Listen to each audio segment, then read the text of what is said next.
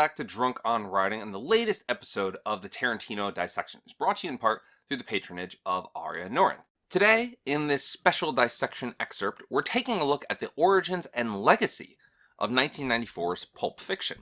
In the last Tarantino dissection, when we dug into Reservoir Dogs, I specifically noted how it laid the groundwork for what the director would come to be known for. But Pulp Fiction, Tarantino's follow-up, is what he's known for, even though it's really not all that different than his first outing. We've got the pop culture references, the killer soundtrack, the quippy dialogue, the experimental narrative, the defining monologues, the playful repartee. They both even start at a diner, featuring Tim Roth no less. That very much makes sense given Reservoir Dogs was originally part of Pulp Fiction, a Pulp Fiction that never was. One provisionally titled Black Mask, after the classic pulp magazine. In the end, the Pulp Fiction that is serves as an amalgamation of unproduced scenes from the Tarantino and longtime collaborator Roger Avary catalog, including My Best Friend's Birthday, The Open Road, Pandemonium Reigns, Natural Born Killers, True Romance, and yes, Reservoir Dogs. As Avary recounted, Pulp Fiction was originally to be 3 short films by 3 directors, Quentin Tarantino, Adam Rifkin, and myself. Adam declined it, and Quentin and I expanded our short scripts into Pandemonium Reigns and what would eventually become Reservoir Dogs. After Dogs, Quentin told me he wanted to do Pulp, but do them all himself, and he wanted my script for it. Tarantino, for his part, explained the project this way. I got the idea of doing something that novelists get a chance to do, but filmmakers don't. Telling 3 separate stories, having characters float in and out with different weights depending on the story. And so, in March 1992, with Reservoir Dogs behind him, Tarantino, along with Avary, as the latter put it, went to Amsterdam with all of their favorite scenes that had never found their way into a movie and pasted them together to make Pulp Fiction. From Avary, who'd eventually leave to work on his own film, Killing Zoe, this included the miracle of Jules and Verne not being shot, Marvin's unfortunate backseat death, and the core of what would become the Gold Watch. Is it just me? That sounds like a lot, right? You'd think Avary's name would be splashed on the film almost as much as Tarantino's, right? Well, sort of. As the film's opening credits, as the film's trailer tells us, this is a film by Quentin Tarantino, based on stories from him and Roger Avary. And yet, what do we see in the end credits? Written and directed by Quentin Tarantino. The reasoning behind this branding is muddy, to say the least, and while the original deal between Tarantino and Avary was for a split writing and screenplay credit, from what I gather, hanging the film on Tarantino's name after Reservoir Dogs' success was a studio marketing ploy that Tarantino nonetheless backed. So Avary, he gets a call from Tarantino's attorney, not Tarantino himself, who wants him to sign a contract writer, basically killing his screenwriting credits. And at first, Avary refuses, which I agree with. I wouldn't want to refuse. I wrote this thing. You got credits, but which really upset Tarantino, it seems, who, according to Avary, told him, "Okay, fine. I'm going to rewrite the script and write all of your contributions out of the screenplay, and you're going to get nothing." Great friend right there, isn't it? But he did eventually get Avary to agree. I bought my house off that film, Avary'd later say, so I'm not complaining. But that was the moment when the fissure occurred in our relationship. I'm sure comments like this from Tarantino didn't help matters either. The things that Roger thinks are betrayal are just the natural way that things change. I had said, let me buy Pandemonium Reigns. I'll do a first pass, incorporate it into my material, and then you can come in and we could do another pass on it. Well, that second pass never happened because I pretty much did it all in the first pass. There was no reason to bring him in anymore. Pandemonium Reigns could never have been produced. I just liked the basic idea of it and a couple of incidents and threw the rest of the way. It upsets me just saying that. Just throw that one out there. What a friend. What a friend. And even though Tarantino helped Avary find financing for Killing Zoe, on which he was an executive producer, all this and what happened at the Academy Awards, which we'll cover a little later, led to a decades-long rift between the two, with Avary noting in the early 2000s, "Love Quentin like a brother, can never speak to him again without feeling as though he'll take my intellectual properties." I'm sure he feels the same way about me. So we have a script, which Tarantino and, of course, his producer Lawrence Bender, who you can spot in the film as the long-hair yuppie scum. Yes, that is his official character name, they bring it to Danny DeVito's Jersey Films, which had struck a $1 million development deal with the two before Reservoir Dogs premiered, and they had a distribution and first look deal with Columbia TriStar, who apparently didn't get it, with then studio head Mike Medavoy thinking it was too demented. Why? Well, have you seen the movie? Something like this, sometimes it's just a risk that you can't take at that moment. So Pulp Fiction ends up in turnaround, meaning in essence the studio is looking to sell their rights. And story has it either Danny DeVito himself, or more likely, Miramax head of production Richard Gladstein, who'd gotten the script from Bender, passed it on to perhaps the only person that could have made Pulp Fiction possible at this moment, Harvey Weinstein. Hey, if there's any good he's done, it's this. Now, Weinstein reads it, he loves it, and Pulp Fiction becomes the first product to get a green light at the recently acquired by Disney Miramax, which Weinstein was co-chair of. It's given an $8.5 million budget, kept low thanks to an agreement to pay relatively low salaries across the board, subsidized by a percentage of the profits. While, at the start, a pretty good hustle on Weinstein's part turned out to be a pretty good deal, given those profits came almost immediately thanks to the $11 million paid for the film's international rights.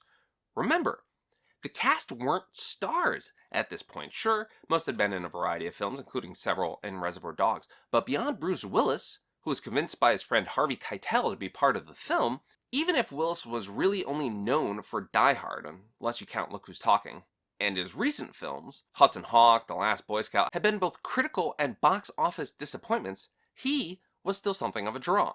How do you think they sold those international rights, huh? But besides him, nothing. Even John Travolta, once a pretty big name, he was almost at the point of obscurity as well, buoyed in part by the Look Who's Talking franchise. But none of that mattered, because Tarantino was the draw. Remember, written and directed, right? They start filming September 20th, 1993 in Culver City on 50 ASA film stock, as Tarantino put it, the closest thing we have to 50s Technicolor. Nice touch.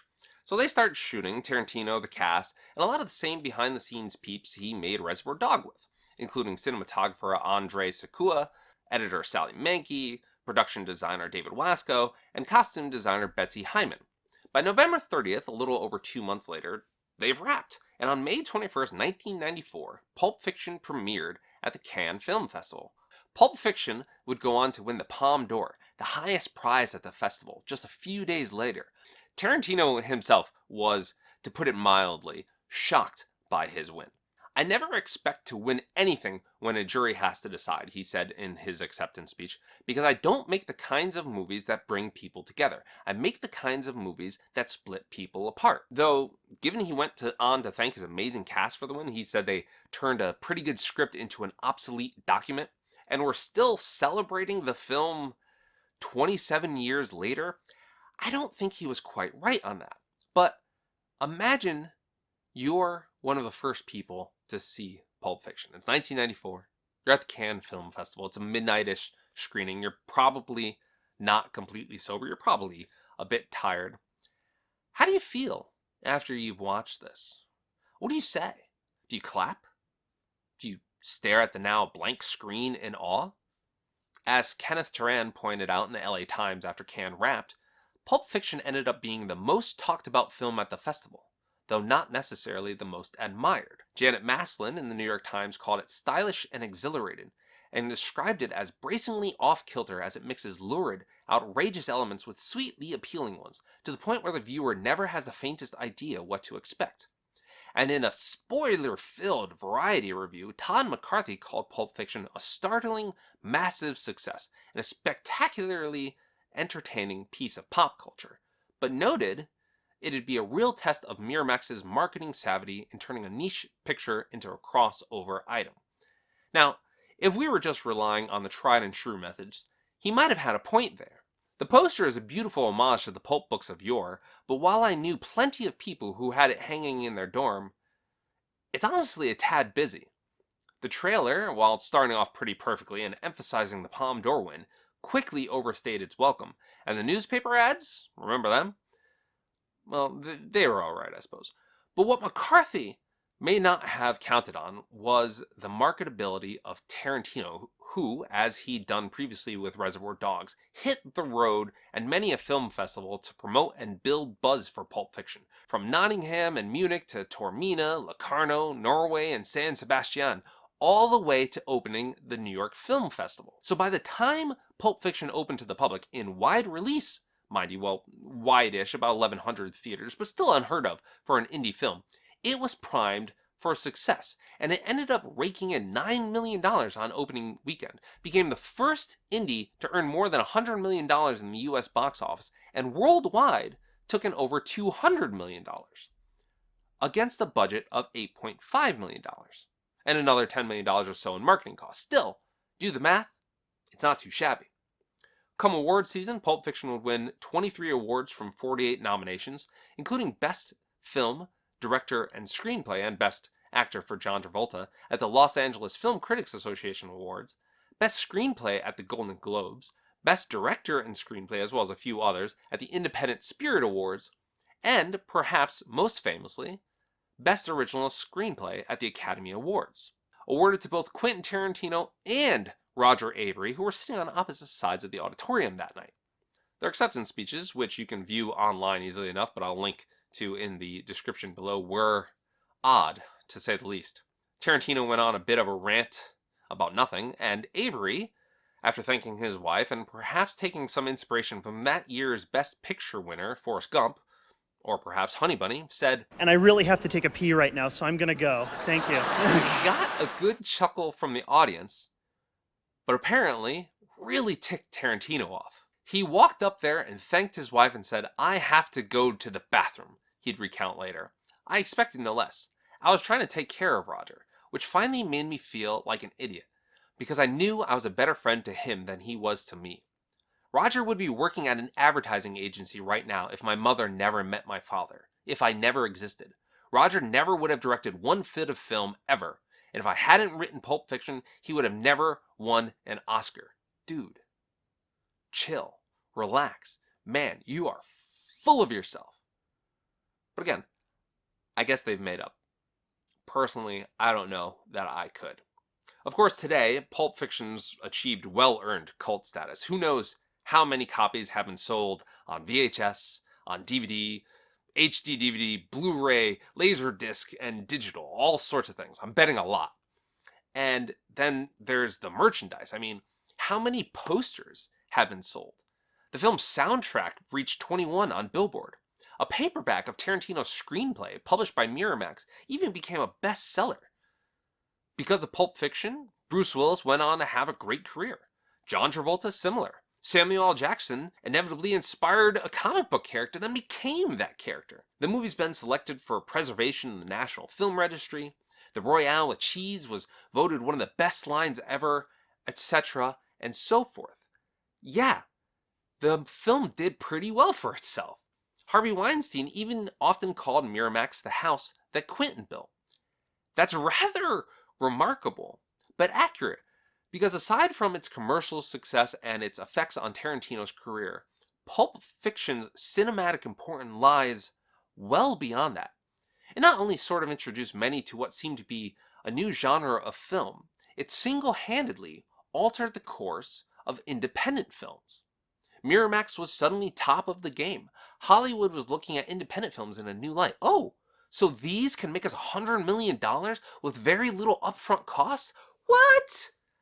New independent-focused distribution arms popped up like prairie dogs. True independents, the ones who couldn't afford $10 million in marketing, started to get squeezed out, as did many of the actors who'd led them. And those who did continue on or come on, well, the likelihood of them taking lowball pay became smaller and smaller, meaning budgets started to climb, meaning expectations started to climb.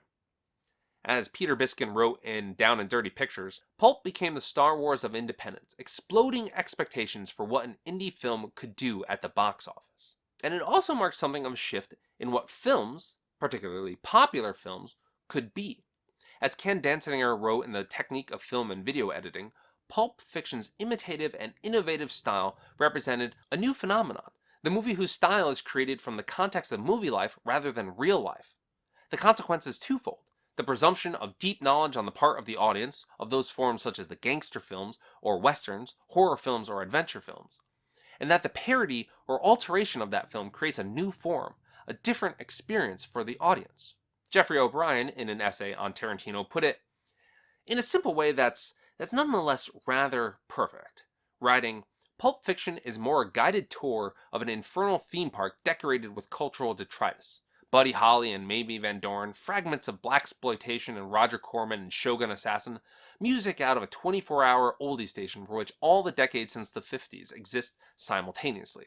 Now, that can all almost be said about Reservoir Dogs as well, but what sets Pulp Fiction apart from its rather similar predecessor is the execution. Unlike the copy and paste we saw in Reservoir Dogs, Pulp Fiction is more like an undergrad writing a college essay. Copied, pasted, referenced, and altered to get around those pesky plagiarism rules and deliver something new, something of merit. As you can tell from my cultivated collection of quotes, critics have analyzed this aspect of Pulp Fiction for almost 3 decades now, and most are hit and miss, but I particularly like this succinct quote from an essay by Gary Groth, in which he wrote, "Tarantino's characters inhabit a world where the entire landscape is composed of Hollywood product." Honestly, I think it simply boils down to what you know. If you grow up reading Shakespeare, you're going to write something that seems awfully like Hamlet, though perhaps presented in a new direction. Consider The Lion King as a prime example. And if you grow up watching films from across the decades, well, I suppose you get Pulp Fiction. You write what you know. We'd already seen this in Hollywood with the previous generation of filmmakers, and Tarantino was no exception. In a lot of ways, actually, he became the rule. This has been a Drunk on Writing dissection excerpt on Pulp Fiction's origins and legacy. If you enjoyed this episode, please be sure to check out the other excerpts or the full Pulp Fiction dissection. And if you'd like more like these, please subscribe to the channel or head on over to drunkonwriting.com where you can get more episodes more often. Until next time, cheers and keep on writing.